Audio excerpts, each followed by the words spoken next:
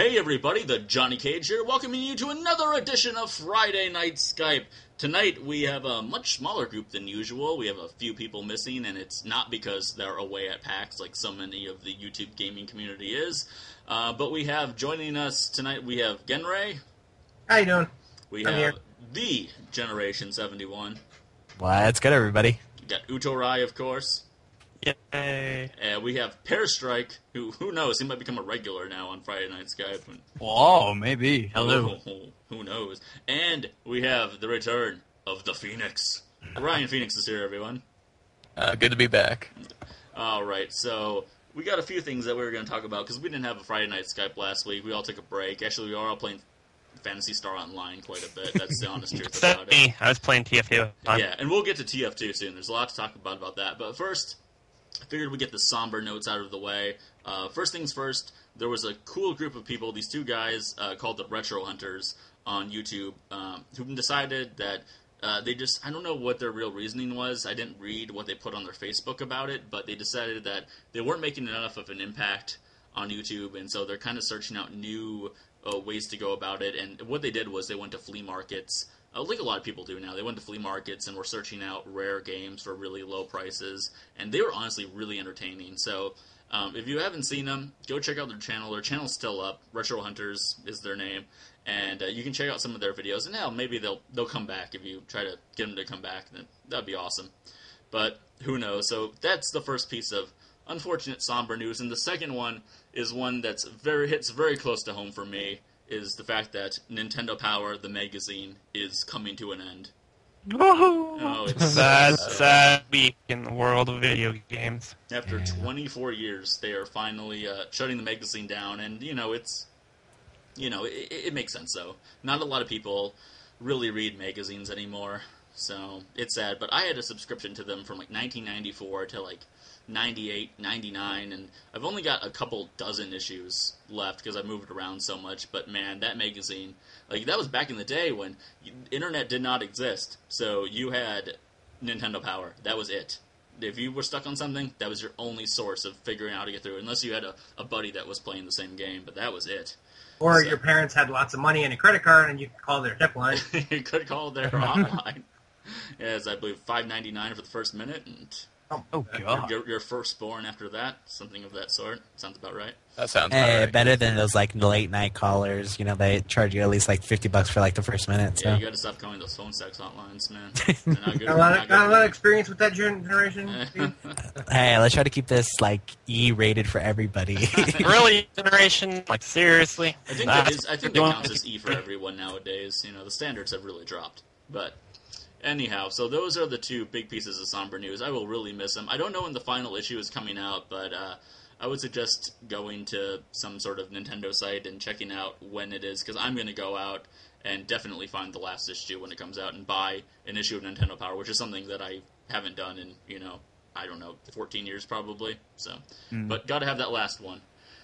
Anyhow, in good gaming news, we have the...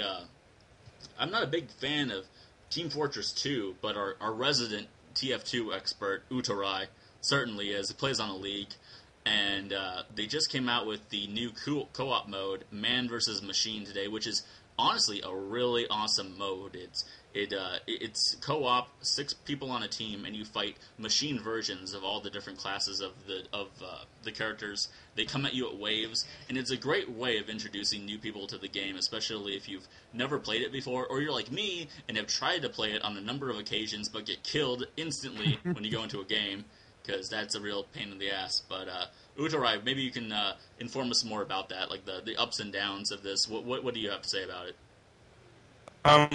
I think it's fun, and the rewards are pretty sweet. I mean, $6, get a strange weapon, like a stock strange, with added little bauble on it. It's pretty neat to have. Yeah, that's it. Well, gameplay-wise, I don't know what to say about it. It's like very different from the actual game. Well, like there's just things in it that work that are just ridiculous. You can't even try in the actual game. But do you think it's a good thing or a bad thing for TF2 overall? Oh, it's definitely a good thing because it's something new. Well, I mean, I remember I know there was a certain extent of outcry about when the game became free to play. That it obviously they're going to get a bunch of noobs going in there that don't know what they're doing. They're gonna wreck the whole feng shui, if you will, of the gaming community. But Oh no, I love those guys. It's so fun to trick stab them. there you go. Especially you, Johnny, when you run straight at me and then die. That's because I'm a brave and courageous person, Utorai. Oh yeah. Anyhow, so in the whole 5 minutes, we've pretty much summed up everything we were going to talk about. So good night, everybody. That's Fire Night Skype for you. Good night. No, I mean, anyone else have any interesting gaming news worth mentioning? Actually, can I quickly take the floor to plug the thing for TF2 that I'm doing? Yeah, absolutely. If anyone listening to this that has not is not involved in my channel at all, if you're not subscribed to me, you wouldn't know about it. But I'm kind of recruiting for the fall season. I need a heavy and an engineer player. So if you have 300 hours at least in TF2, please hit me up. I'd appreciate it. There you go. This is the person to go to. And it's a really fun game. If you have Steam and you don't have this game, there's no reason not to, because it's completely free to play, and it's definitely a very fun, comical TF2 game, and it's a much more lenient of a community than you would see in Modern Warfare, Battlefield 3 kind of a situation where you're just going to get put down for every little thing that you do. So, in that sense, I can support the game at least. That depends on the server, though, Johnny. There are a few you'd like to avoid. I won't get into it right now, though, just your because cause any by saying that it's not my style to talk shit.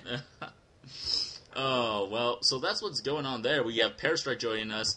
How are your Let's Plays going, Pear Strike? I know that you are playing Ocarina of Time. You're playing Sonic. We could talk about Sonic probably for the extent of the night. Oh, yeah. Because I just started playing Sonic 1 myself. I had no idea what I was getting myself into, and I've got to say, it's been quite the ride so far. But there's so much Sonic going on right now. There's lots of Sonic. It might as well be Sonic months. August may be officially Sonic month, for all we know. Seriously, are you doing yours blind? Pretty much, yeah. I mean, I'll do a couple practice runs of the world before I record it. But yeah, it's more or less blind. I've never beaten the game before. So, Oh, man. yeah. I mean, I'm surprised at the difficulty. It really took off. The first world was really easy. You could beat that in 5 minutes. And then it's just oh, now you're in the second world. Now you're going to die a lot. There's such a big difficulty jump, it just makes no sense. It really doesn't. And I just finished recording the third world today, and that will probably be out tomorrow or Sunday. And that world is so much easier than the second world is. I couldn't believe it. I was like, why is this not the second world? I mean, it's a little confusing. And when I think of Sonic not being a Sega fanboy, I think running fast and always in motion. And that was not the case at all with Sonic. I found after the first world, at least, it's a lot of platforming, and just whenever I want to go fast, I just get beat mercilessly, essentially. Yeah, I find it weird when games do that with difficulty, where you'll have World 2 will be harder than World 5 for whatever reason. It's very bizarre. Yeah, but anyhow, so yeah, we got Mr. Pear Strike playing what was it? Sonic Battle Adventure Act 2. Yeah, Sonic Adventure 2 Super Kill Explosion Land. Or something like Explosion Spaceland. Explosion of Spaceland. It's got a lot of words to it. It does. Well, because how is that different from Sonic Adventure 2 for the Dreamcast, if you're familiar with that one at all? Oh, I don't know. I think, I don't know if that one had, the whole Chow thing. I don't know if it might not have. It totally did. It had it in the first one. And I mentioned that in my video today, because I loved getting together with a group of friends, and they used to have those visual memory cards for the Dreamcast, and you could connect them they were like Tamagotchis, and you could connect them together and they would fight one another. And it was so much fun to play around with those. That was more of a draw to that game than the actual game itself for me. Yeah, I honestly, love the Chow Garden. That's the best part of the game. You go into the Chow Garden, you just beat the fuck out of one of them until it changes color. Yeah. I actually did beat one. It started off blue. I beat it for 2 solid hours until it turned green. And then I guess its wounds healed, and then it was orange. You beat it so badly, it became healthy again. That's a lot of beating right there. And that's what you're supposed to do. messed up. It's awesome though. Well, there you go. If you ever wanted to beat up cute, cuddly creatures, Sonic is the way to go. It for is. sure. Ryan's here. Ryan just started playing Soul Blazer. Your feelings about Soul Blazer, Ryan? I'm sure you've beaten the game before, probably. I have beaten the game. I've beaten the Soul Blazer trilogy. Actually, I've beaten all 3 of the games there, but it's a bit of a different experience trying to commentate on the action RPG rather than the turn-based. Like, I got the Vandal Hearts Let's Play as my other one that's going right now, the tactical. It's one of the that gives me a little bit more time to think about what I'm doing there, so I talk a little bit. Probably one of the reasons more I easily play, that way. I do, post commentary on my videos because that gets right, out of control really fast. But Illusion of Gaia, Terra Enigma, which only came out in Europe. Did that even come out in Japan? Is that a Europe only thing? No, it was a Japan release. It just didn't come out on our end. I think it's the one that came out in Europe as well. But Yeah. I don't know the PAL region nearly as well as I should. But I don't know. I mean, so far, so good. Definitely looks a lot like ActRaiser. I think a lot more people played ActRaiser than they have Soul Blazer before. And the sound effects are pretty much the same. Yeah, they took a lot of the sound effects and some of the graphics seem like similar. Not, obviously not the same, but Well, I like the fact that it's like you're going through this world and you're fighting off enemies, and when you just essentially destroy an enemy generator, then you are able to return to normal a piece of land, like a house or a goat or a tulip. right, a goat. Lots of goats. If you played for the PlayStation 2, Dark Cloud, that's the same sort of premise there. That's Really, is it? sort of the modern Huh. version of that. Yeah, you go into the dungeon and you find these spheres. I can't remember what they're called, but you release a soul in that, and then you get go back into the overworld and place it in different ways. Like in Soul Blazer, when you release it, it's just put into its proper place and get a decision in it. Dark Cloud is more interactive. Like you can move things around, put things in different places, and you're supposed to try to make everybody happy. So that's kind of like a town building sim inside of an RPG, sort of. I'd heard a lot about Dark Cloud when it first came out, and Dark Cloud 2, which I think is one of the more hard-to-get games for the PlayStation 2, if I remember correctly. And, I don't know, there was a lot of hype about it, but I never knew what it was about, but good to know. Yeah. Honestly, still haven't beaten that. The first Dark Cloud there. I do have both of them, and barely started the second one, so... Yeah, well... I like the fact that it's not like ActRaiser, where in ActRaiser you're going through side, just platforming levels, and then once you beat a level with a boss at the end, then you can do it. Here it's just destroy an enemy generator and you're good to go. So right, yeah. You can. It's a much more, I guess, kind of a casual sort of a game than ActRaiser is, because ActRaiser is a really hard game from what I remember. Well, I did a Let's Play of it, Johnny. You can watch that. There you go. So what are your thoughts about, do you know anything about Soul Blazer, Gunray? The fact that I gave up the LP, yeah. That says something, I suppose, about it. I don't know if it's me or just the fact that I can't do action games as well as I like to think I can, but that third world boss, just hours upon hours of attempting and deleting recordings and attempting again and not killing it. Well, there was a guy named Lord Cat who's still around. He has his own website now. He used to do a series called Until We Win, and he would play really, really hard games like Battletoads, Mega Man 1, and so on and so forth. And one of them was ActRaiser, and maybe even ActRaiser 2. I can't really remember. But, yeah, I mean, it looked ridiculous, towards the end, what you would have to go through. So, that's definitely not an easy game. Soul Blazer seems to be the way to go, and I really haven't played much of Illusion of Gaia or Terra Enigma either, but I definitely should give that a chance sometime.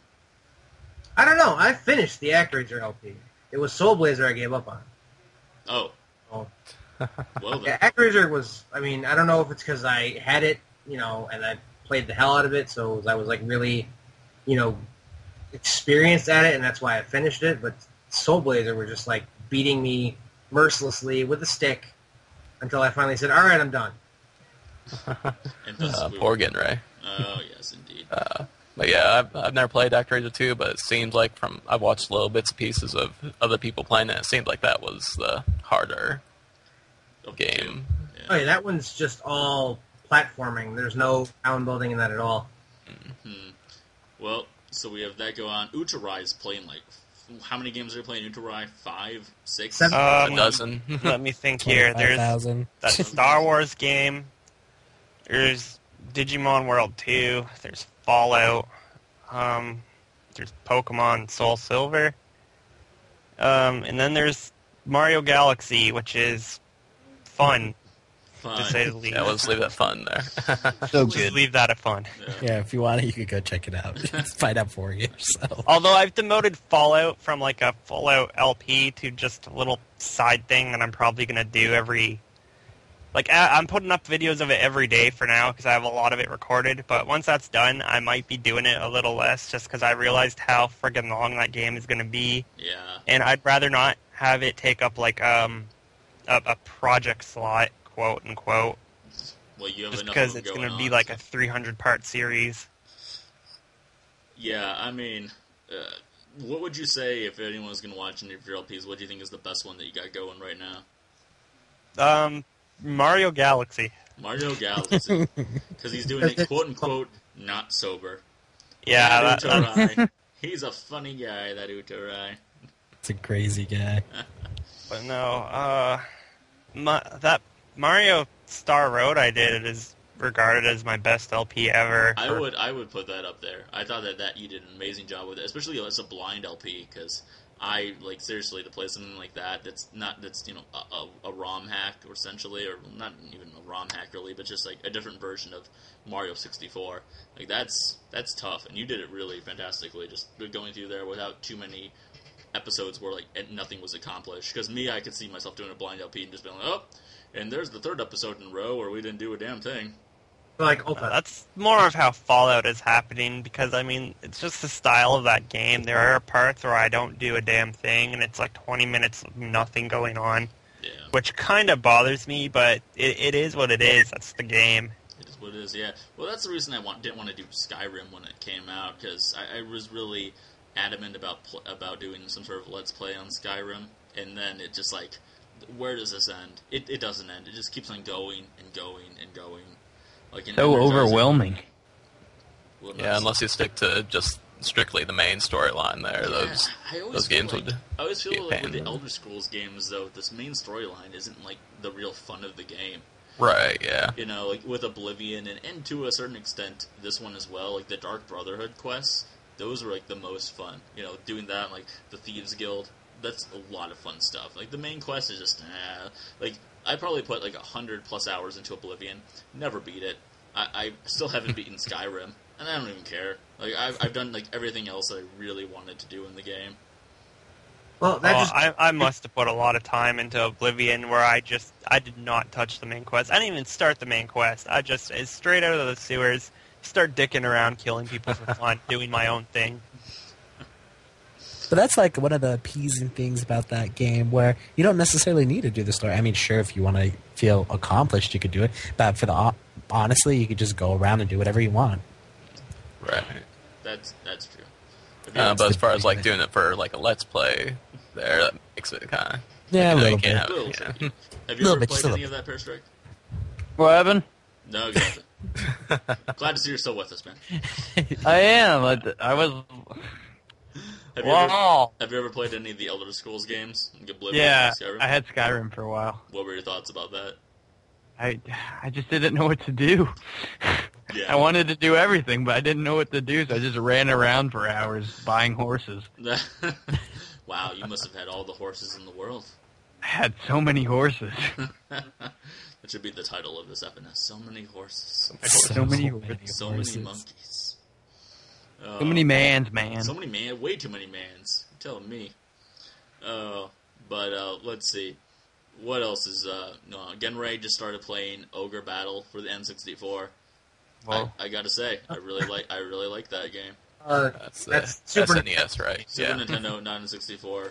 Ignore Close me. enough. There's one for the N64. I know there is. There is, yeah. See, I wasn't entirely wrong. But Game sucks though. yeah, right. Whatever makes me look better.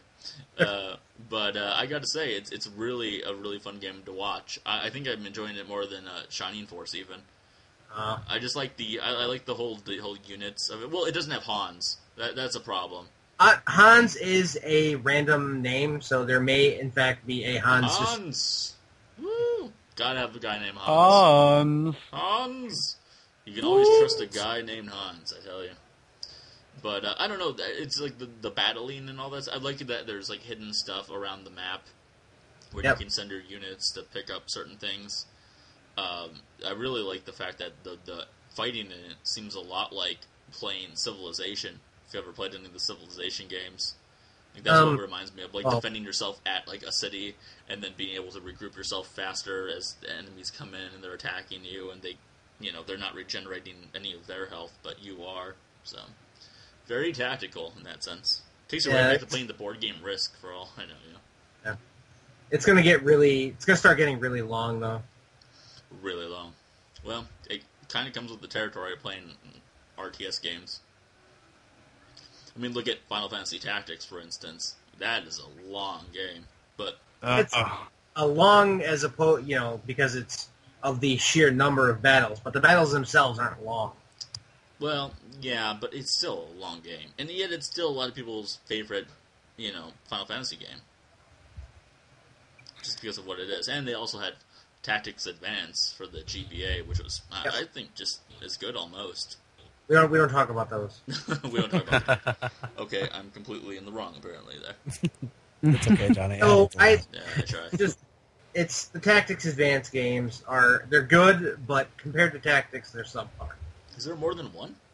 There's two. There are two advanced, yeah. Oh, really? Wow. See how in the dark I am? I have no idea what's going on.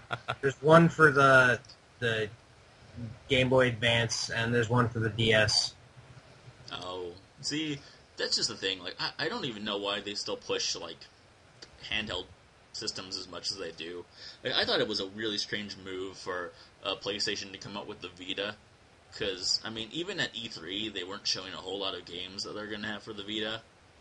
Just like the support was just like where's the support for it? I just don't see it. Did the Vita do well? Not really. At least I don't think so. From my perspective, I mean, I haven't actually looked at the numbers. I haven't looked up numbers either. Yeah, but I just don't see like any support for it. And it just came out recently. It just doesn't make sense to me in that perspective. Yeah. It's kind of like when the 3DS first came out. There was like no games for it. Yeah, but I thought it was very odd. Nintendo's it's like why'd you release a system with no games? Especially because it was Nintendo. You'd think they'd know better than to do that. Yeah. Nintendo's always been big into the handheld console market, though, and they do it well. You have the Street Pass system to it, where you can just be like walking by a person and it'll like pick up their like ID tag, and it's as if you're like gonna battle on a whim, just walking next to a person. Yeah, like how it actually happens in Pokemon. You just run into somebody's eyesight, be like, I battle you. I would rather be like Yu-Gi-Oh! Where suddenly a big holographic dueling arena rises from the ground, and now it's on. Oh, it's on. No, it's not Yu-Gi-Oh! Here. Come on now, Johnny. This is Yu-Gi-Oh! It's time to duel! Bugs. Bugs. Oh, God, I love the Yu-Gi-Oh! Abridged. Oh, dude. So good. Oh my god, I haven't seen that in so long. Oh, if anyone comes to MegFest, most of everyone except for Ryan is going to be there, because Ryan's a very important individual, has a family and responsibilities, unlike all of us. So, but one day I'm going to be cosplaying as Bandit Keith.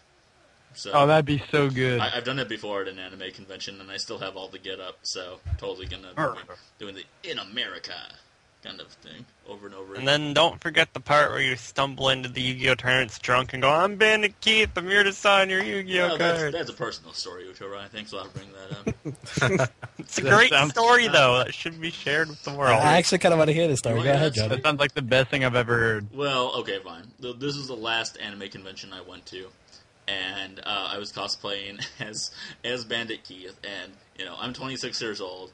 I'm with a big group of friends. Of course, we're going to get drunk at the convention. That just goes without naturally. saying. That goes without saying. Yeah, naturally. And so I've been sitting there. We've been drinking for a while. I have like a water bottle full of some sort of crazy concoction at my side as I'm walking through this hotel.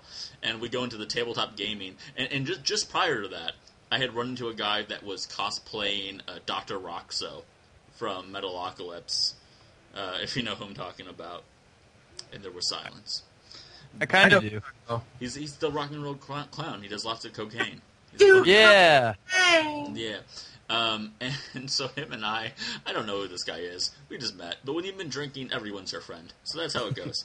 And so we walk in there, and immediately people are shouting at me. I don't even remember what they were saying. They were saying something about, like, this, like, card. Like, oh, I got, like, your best card and this and that. And I remember just sitting down with this group of people and just being like, hey, man, yeah, Bandit Keith will totally sign your cards for you. And they're like, no, that's all right. No, let me sign your Yu-Gi-Oh cards for you. I think they were even, like, in play at the time. And I just, like, grabbed one. I'm just like, Bandit Keith, there you go. In big magic marker. Picture's going to cost you $5. That was the highlight of their day. That was the other day, apparently. No, but that was the story, and it was fun. And if you're ever gonna go to a convention, do yourself a favor and cosplay as somebody. But cosplay as somebody that you can that's recognizable. Don't cosplay as somebody that you're gonna be like, oh, I want to be this person. Like, some good examples are like L from Death Note. For those of you that are into anime, like if you're too basic of like attire, then you're just gonna look like you're wearing everyday clothes. So you have to have something that's, for Bandit Keith, it's definitely that American flag bandana. Oh yeah. And then I've At Eggfest, I shall be dressed as a Bulbasaur. That's how you will see me. He's a Bulbasaur. And then I've also got like his vest that he wears, and I try to do the whole costume as well as I could, and it was really cheap. So if you're into that kind of thing, it's definitely worthwhile. You meet a lot of cool people. People will stop you and ask you for your picture, make you feel a little famous for a little while. That's what conventions are about, though. Meeting friends, getting drunk with friends, and taking pictures. And meeting Japanese women. And meeting Japanese women. I look forward to that. Oh boy, oh boy. Oh boy, oh boy. Getting worked up. That was as 50s as he was going to get. Oh boy, oh boy. Wait, that's 50s? I thought that was 60s. One of the two. One of the two. And the Actually, E's. it's funny we broke up the 50s and like the early years because I was looking over my recent recording of Drunk Mario Galaxy, and I tried to do an impression of like a news reporter from World War II era, and I was like, meanwhile in Europe, and I was just like, wow, what the hell is going on that night? How is that going, drunk? Not Mario sober. Galaxy. Let's just say not sober. He probably doesn't remember much. Check it out. I barely remember any of it. I just know I have new files on my computer every night. It And sounds then you just fantastic. wake up and upload them there. I just wake up, and then I actually watch that myself, because it's like I'm watching someone else's Watch Let's somebody Play. else. I don't remember a damn minute of it. Oh, man. Oh man, what's this idiot doing? Except for, like, my second recording session, because my first recording session, let's just say I prepared 2 hours in advance. Where my second session, I was like, I'm out of Mario Galaxy, I better, do something quickly and then start recording. So I prepared like for 10 minutes and then I just started recording. And then my next recording session, I was a little more prepared. A little more prepared. Prepared. Boy Scout motto: always be prepared. Yeah, gotta be remember- prepared for those long nights. Long, lonely nights as a Boy Scout. Tying knots. Tying knots, man. Were you in the Boy Scouts for very long, Pear Strike? No, I think I made it to a Cub Scout. You've been promoted. Yeah, I got pretty far, actually. Dude, I was only in it for like a year, and all I can remember was like sitting in some random person's basement playing marbles. And then I got a badge for that, and I was like, yeah, marbles? What's up? Marble badge. Marble badge. You don't want to mess with me. I'm a marble playing foo. Marble champion. Don't really remember how that game goes anymore. I think it's a lot like Pogs, if I remember correctly. Isn't there like a big circle and you have to knock marbles out of it or something? Yes, Yeah. that's exactly how you play marbles. What about Pogs, though? That's the important. There should have been Well, a what's badge the for point of Pogs. having different sized marbles then? Because it's hard. It's easier to knock out small marbles with big marbles. Because Yeah, it's like having a slammer in Pogs. velocity. Oh, Good old Pogs. See how it's like Pogs? that's not how we played marbles here. You had to try to get your marble in a hole before the other guy's marble. So you played it like pool. Kinda, and then the winner gets all the marbles. That's like Pogs. Everything is like box. I'm going to point out, though, before we get off topic, is that I'm a life Boy Scout. Oh, are you? For life, huh?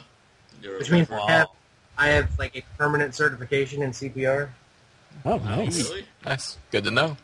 Might So need if to one of us know like that. chokes at MagFest, yeah, it's all him. If I need to call for medic, I'll be looking at you. Medic. You're screwed, all of you. Oh, thanks. Not much hope with Genray, but we tried. I hope at MagFest we see someone cosplaying as the medic from TF2, because I'm just going to follow him shouting out, medic! Medic! Medic! I'm sure he'll appreciate it. The worst is when you get cosplayers that are, like, really shy. And that tends to happen a lot with people in, like, the quote-unquote, like, nerdy community. Is there'll be people that, like, dress up and they don't know what the hell they're in for. And then they'll have people come up to them and they won't know what the hell to do. Like, you know, like me, my personal space. Like I have a hard time staying in like character for long periods of time, but you know, I can knock out a few catchphrases of like Bandit Keith and be all right. But you know, yeah, it's like playing Dungeons and Dragons. I can't stay in character. My character is me essentially. That's who I am. That's the best way to do it, though. So that way you're always in character. There you go. See, how could I not be out in character?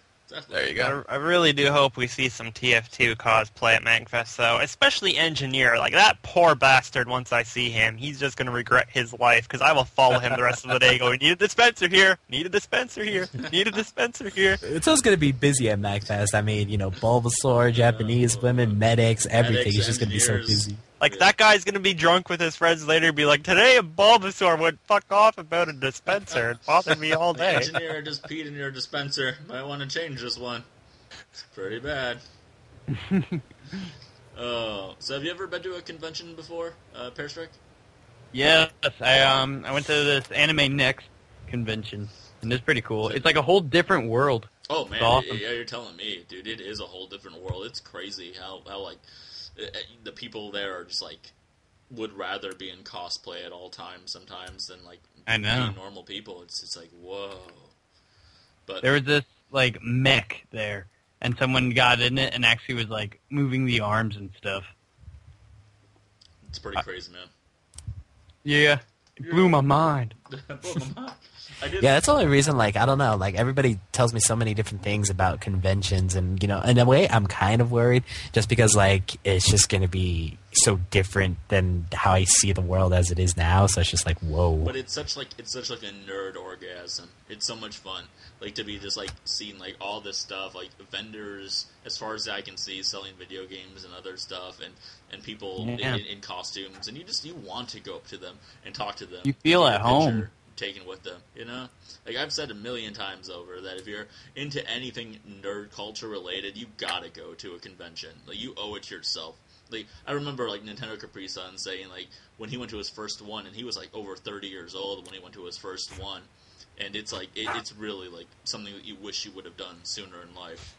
Like even I wish I would have done it sooner in life. My first one I went to when I was 20 years old, and I'm like, damn, I wish I would have been going here when I was like 16 and first had my driver's license, you know, and coming to these. This would have been amazing.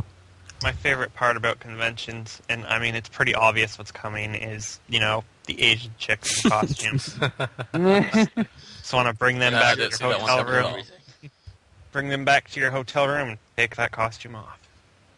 No way, yes. dude. That costume probably took hours to put on in the first place. Why would you want to, like, if anything, keep it on. Adds to, you know, the spice of life. I saw one guy that was dressed up as a transformer of sorts, and he had wheels positioned on his body so he could kind of contort himself into like a tiny car or some sort of vehicle, and then his friends could just push him around on the ground, and he would just move like a car. It was so cool looking. This is the best thing. I've actually seen a GIF of that.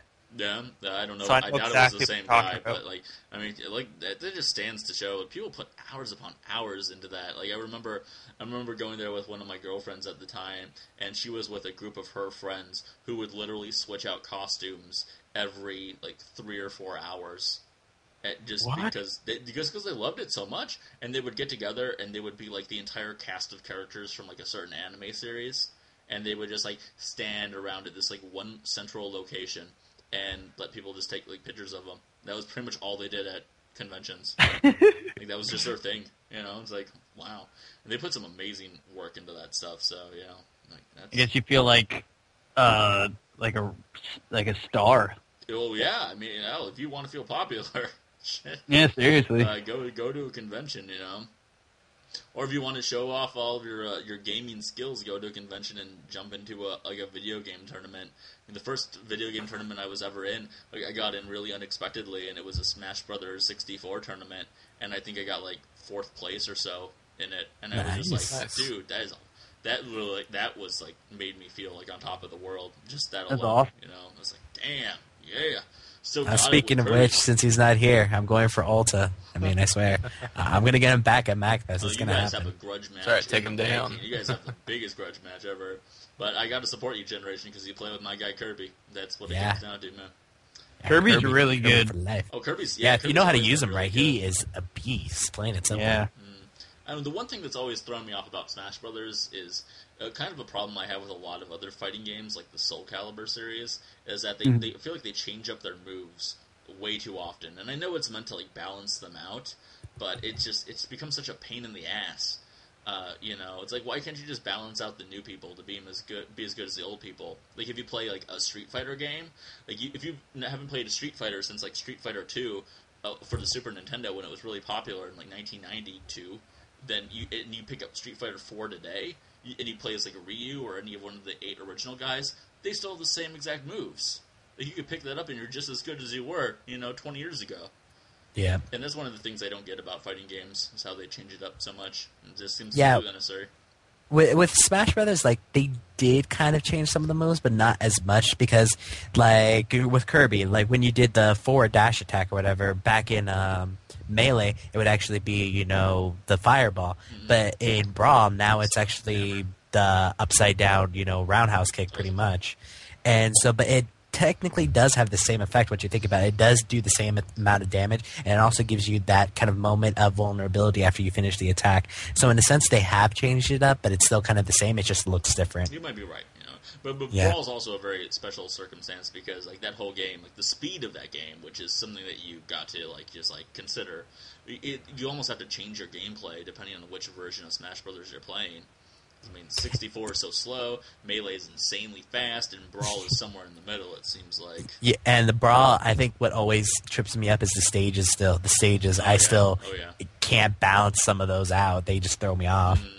Well, I mean, even that, in Brawl, there are some characters that are, they're just forbidden from being used or banned from being used, like Meta Knight, and I'm sure there are some others that I can't recall off the top of my head. But, I mean, just like... Yeah, I think it's Meta Knight, and then I'm trying to think... It's just Meta Knight, as far as I remember. Like, I remember there was actually some tournaments, though, that they actually, again, banned Falco from that, but not as much as they did in Melee. Oh, yeah. But the main one is Meta Knight, yeah. Wait, why was Falco banned in Melee? He was just ridiculously fast. He had so many chain grabs, like a lot. Like literally, if you knew how to use Falco, you can go through the whole match just chain grabbing, and bam, the guy would never have an opportunity to bounce back. You would just be up in the air, back down, up in the air, back down, all that stuff. That's how you went down. So, who do you play as, Bear Strife?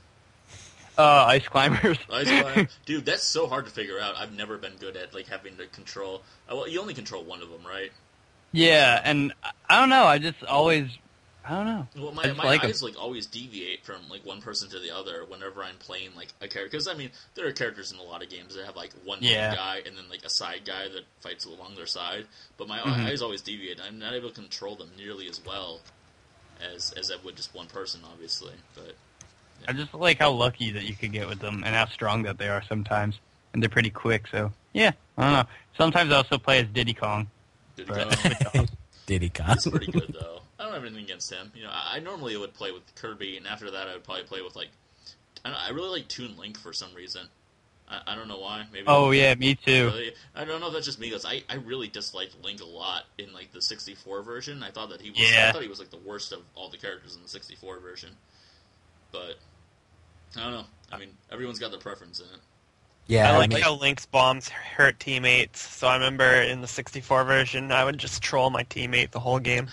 The 64 version almost came up to whoever had the best third jump, whether it was like Kirby with the what I call the Shadow Sword, which is like the cutter move from The cutter ability, yeah. Cutter ability.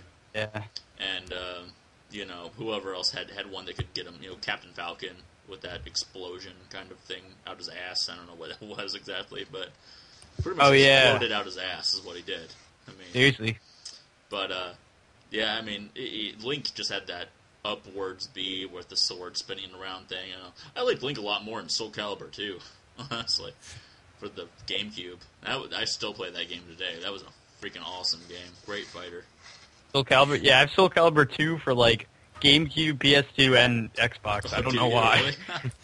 Really? Does anybody feel that, like, it might just be me, but as in Soul Calibur's late stages, I feel like they're selling out a lot more than they used to. Does anybody else feel that way? Oh yeah. Isn't like Yoda and Darth Vader in one of the new Yeah, ones? Yoda and Darth Vader is in Yeah. one of them, and then recently they actually had Ezio from Assassin's Creed in it too. Well, Really? He doesn't? Yeah. My problem with it was that it goes back to the whole changing of the moves thing. Like my main guy used to be Killick, the guy with the bow staff in Soul Calibur 2, and they changed. Then when I tried to pick up Soul Calibur 3, and after that they changed up his moves in every version of it. Like so, I used to be amazing in Soul Calibur 2 with that, but now I couldn't play it for shit because I just think why would you have to do that? Just that's why I'm still a big fan of Street Fighter. Just like Street Fighter had it right, Like keep the old guys balanced and if you're bringing new guys, just make them balanced like the old guys are. That's all it boils down to. Who's your favorite character in Street Fighter? It's changed a lot over the years. I remember very vividly wanting to I got a Super Nintendo for Christmas in 1992, and I remember being in a Toys R Us and watching a display of Street Fighter 2, and I remember seeing Dalsim with his crazy limbs that would extend all the way across the screen, and it's like, we need this game. We need this right now. Not actually what I said, probably, but you get the point. And now that you bring up Toys R Us, I remember those days where when you were younger, you'd be so excited. And I went recently with my sister, and I was like, I really don't remember why this used to be so exciting. You do get older though too, But then I went to Chun-Li. I played Chun-Li a lot for a while, and then now for the past well over a decade, it's been Ryu or Ryu, depending on what you want to call him. It's Ryu. Well, it is. Chun-Li is my favorite. I don't think I have to explain why. Because she's an Asian chick. Yep. But No explanation necessary there. He's got his moves are simple but extremely effective, and that's what it comes down to. So, but trying to use him in a game like Marvel vs. Capcom 2, which I play a lot with my brother, he doesn't work nearly as well. Oh, I love Marvel vs. Capcom 2. Not the new one, not number 3. I haven't played 3 really, and I hear a lot of bad things about it, so I'm stay away. But Yeah. Marvel vs. Capcom 2 is still a game they play at freaking worldly tournaments of fighting games. It's still such a highly regarded game today, and I can see why, because it just got such a great balanced roster. I think there are some people that are overpowered, like Cabal from not Cabal. I guess it's just Cable. Cable from the X-Men. He's really overpowered. His moves are he's awesome. His moves are really easy to do, and just can totally kill everyone in it. He is ridiculously overpowered, so He really is. I think I have an action figure of that guy. Gotta have Cable. And the only really bad person is Roll from Mega Man. No. I remember seeing a list of characters, and they had them broken down like gold, silver, and bronze characters. And it's like you can pick they kind of made the way that you play it like a ratio kind of thing. Like you could have one gold character, and then you could have 2 bronze characters or 2 silver characters, or you could mix and match characters from these different ways that they spread them out as far as the skill of the character was. And Roll was in a class all of her own, known as the Roll class, because she was just so terrible. But The wooden class there. yeah, I mean, it was the aluminum class. yeah, Aluminum. I'm not a master Tin. at the game by any means, but when I play it, if Cable's allowed, I'll go with Cable, Iron Man, and Tron Bonne from Mega Man Legends, because she's insane with that mech. She walks around like a big mech and just she can obliterate people. Iceman and Spider-Man are pretty good too. Oh. Because it's Spider-Man. Come on now. He's fast. So, He's fast man. and he's kind of small target. So yeah. Did you guys see the new Spider-Man movie? Yeah. I haven't yet. I yet. wanted to. Did you see it? Bear? I didn't see it. No. I want to though. Yeah, I've been seeing movies throughout the summer. Like the first movie I saw this summer was Men in Black 3. Oh, how's that? Actually, pretty good, honestly. What? Yeah, surprisingly good. Better than I thought it was going to be going into it. And if you liked Men in Black 1, you should see Men in Black 3. It kind of brings a close to the trilogy, sort of. And Cool. Good movie on all. I can't say many bad things about it. Despite the fact you would think that it would be a pretty bad movie, but that's Yeah. all right. The worst movie, like you and I were talking before, Pear, was freaking Total Recall. Worst movie I've seen all summer. So bad. By far. Like, that movie just should not have had the Total Recall name on it whatsoever. I mean, the original one from 1990, it was nominated for an Academy Award for the special effects. You know, It had Arnold in it, right? Fucking Arnold Schwarzenegger, man. Yeah, of course. How can you go wrong with Arnold? Well, I guess you can, because I just saw Expendables 2, and I don't know. I'm still on the fence about that movie. It's a great action movie, but only go see it if you grew up watching like the old school action movies from the 90s, and Jean-Claude Van Damme is the bad guy in it, and me and my brother I swear we've probably seen just about every Jean-Claude Van Damme movie from the 90s. We were really into that stuff growing up. Bloodsport, one of my favorite movies of all time still. It's a great movie. But no one knows what I'm talking about, so let's move on. Absolutely nobody. No. Classic.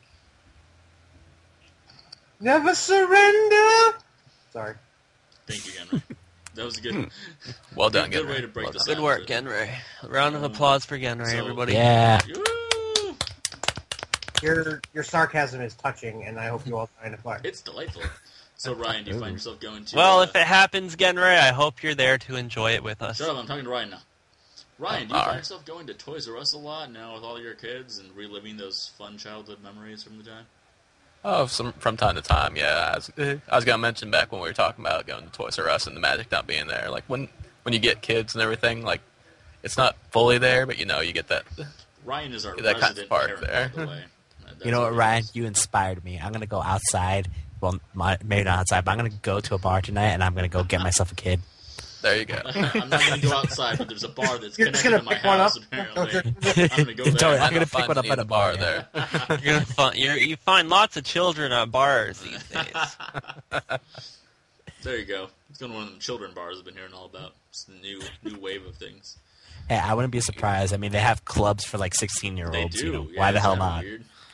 I've never been much of a club goer at all, but yeah, it's like, why would you have a club for anyone underage when you know they're going to be doing illegal stuff to begin with, Exactly. Or just have like stupid drama happen all the time. Like I used to go to this club that was on the highway near where our town is, and I swear there wouldn't be a night where some of these wannabe gangbangers started to try to start a fight or whatever, or somebody pulled a knife on somebody. It's just like, come on now. It's like we're nowhere near like gang populated here. Why are you trying to start shit? But yeah. That's good. That's how fights work in elementary schools nowadays. It's like the winner of the fight is the one that pulls a knife first, and that's who wins.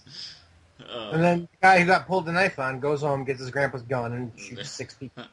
Well, thanks for making it dark, Enray. It was funny up till this point. I am a dark person. You should know this. Well, that is the world we live in. I mean, a lot of people are carrying weapons these days. I mean, I myself, I live in kind of a rough area. I carry a pretty decent-sized knife with me. You live in But I'm not Canada. You outright can sleep carrying with a your doors scimitar unlocked. with me. You're fine.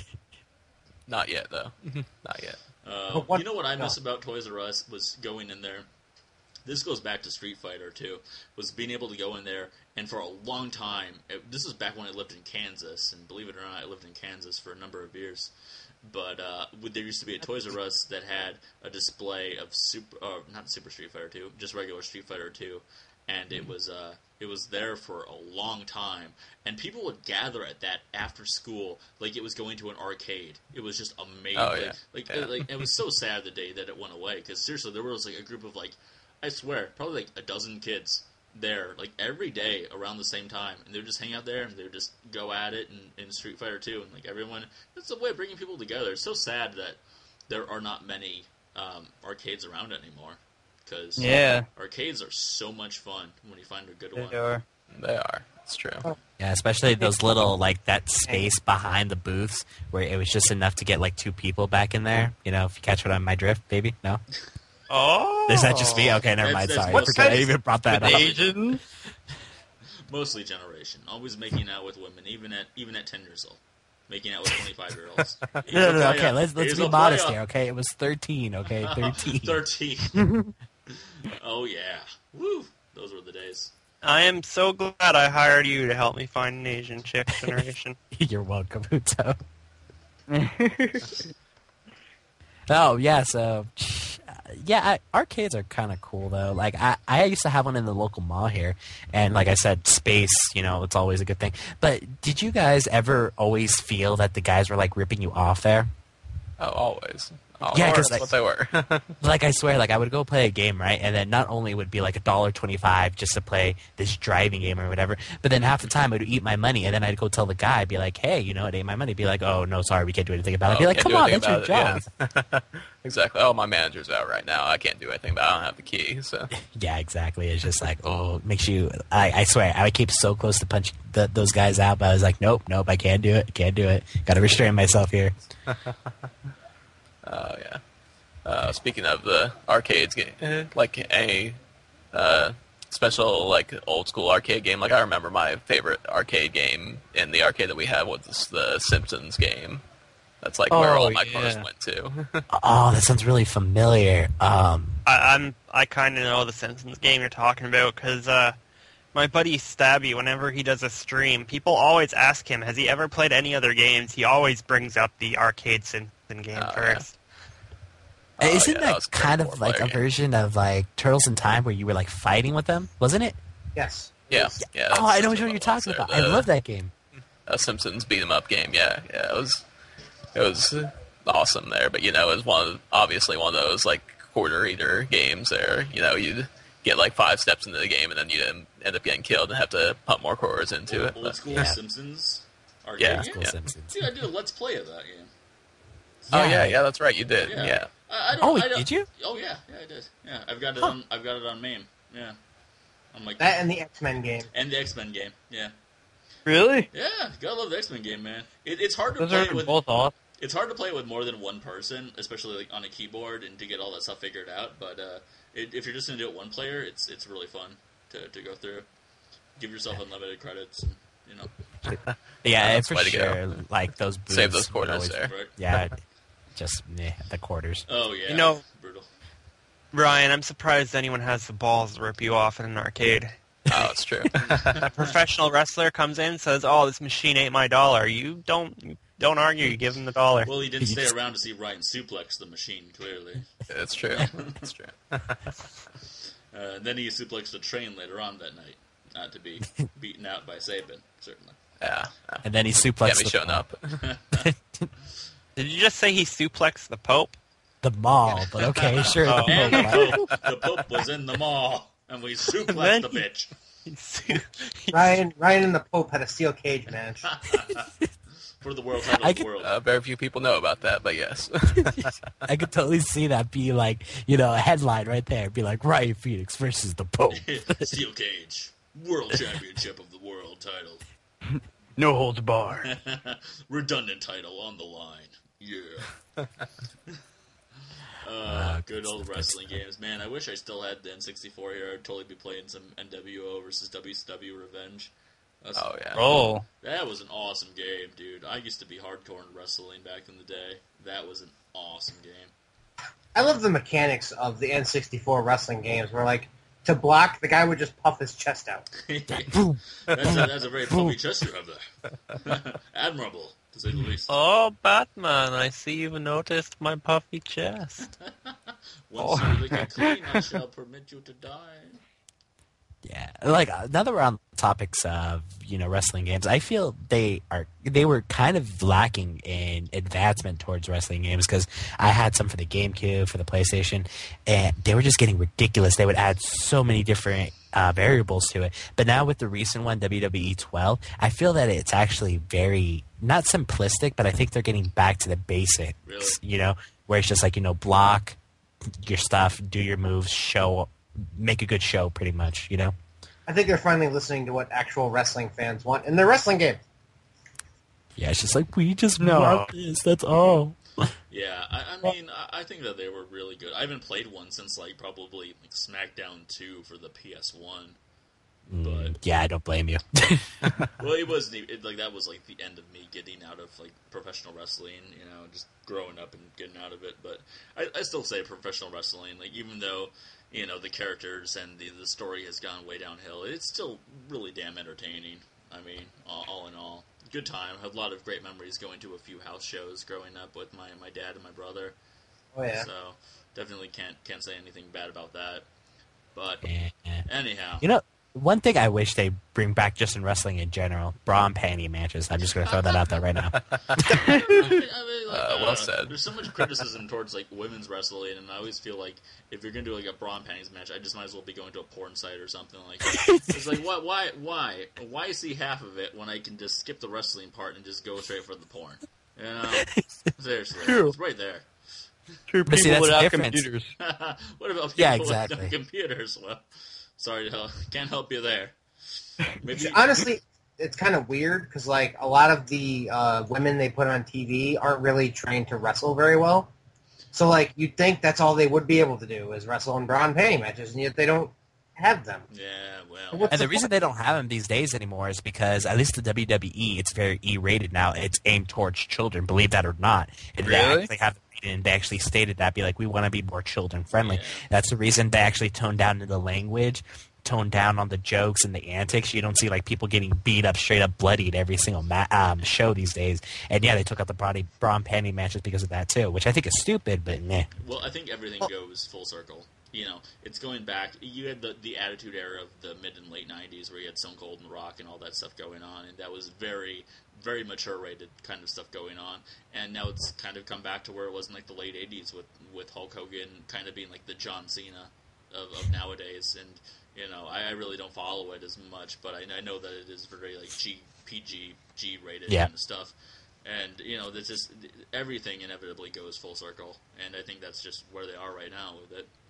Yeah, like I'm hoping when the kids actually grow up, they'll start going back towards the attitude. I maybe not, but that's what I'm hoping. So, Well, the thing is that a lot of their because of the ridiculous cost of show tickets now and pay-per-view prices, they're not making as much money on that kind of stuff, which is what like the adults buy.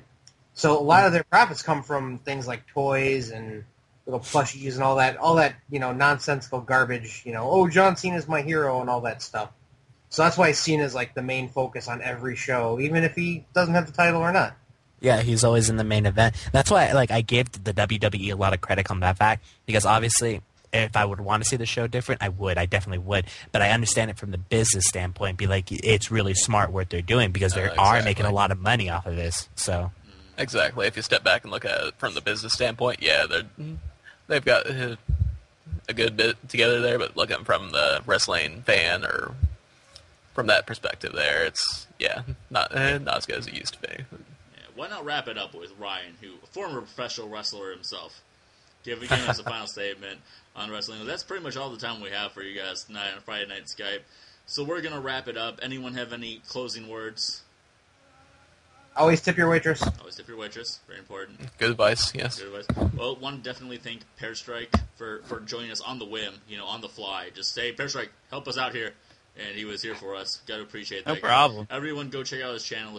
It's pear, not like the word as in a pair like a couple, but the fruit, a pear. The fruit. Pear, and striking very hard towards justice, or something like that. And Ryan Phoenix also joining us on the whim. Yeah, no problem. yeah, appreciate that, Ryan. But we will be here probably with the whole gang. Next week we'll hopefully have a new guest that will probably join us regularly from that point on. That is the way that things generally go around here. But thanks a lot for listening, everyone. I hope you enjoyed it, and we will talk to you next week. Take it easy, everyone. Last word. Guys. Last Good night. word. Last word.